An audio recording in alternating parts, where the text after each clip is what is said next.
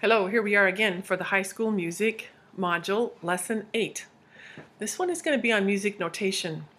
We know that for thousands and thousands of years, music was passed down from person to person, musician to musician, through an oral tradition. They'd listen to the music, they would learn it, whether it was on an instrument or whether it was singing. That made it difficult to pass it on, skipping a generation, for example, or from country to country.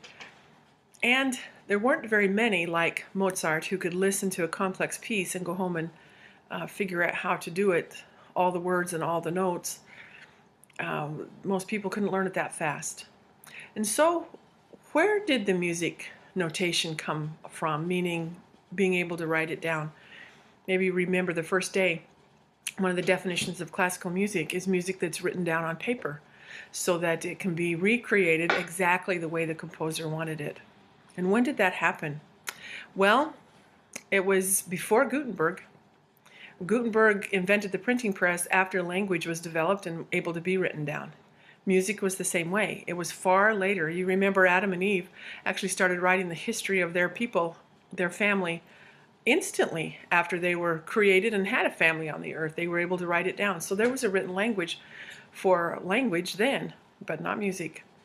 Well, we're going to talk this week and you're going to study about a man named Guido from Italy who had the, we could say, big bang of music notation, or the quantum leap from dabbling in ideas of how to write things down with regards to music, but not a very good way. And then Guido had an idea that was revolutionary.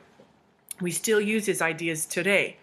Back then it was so well received that he was driven out of his town, driven out of the monastery. He was a monk and went to another town that didn't have a monastery. It didn't have an abbey, but it did have two fabulous choirs. And he was asked by the bishop to be the conductor of those two choirs. And his idea was, can I get these two choirs to learn music in 5 months that everywhere else in the world it would take 10 years. And he did it, by Joe, he did it. And we're going to learn about him and about ways of writing music. And so we will see you Friday, 2 o'clock, sharp. I'll be there. You too. Thanks.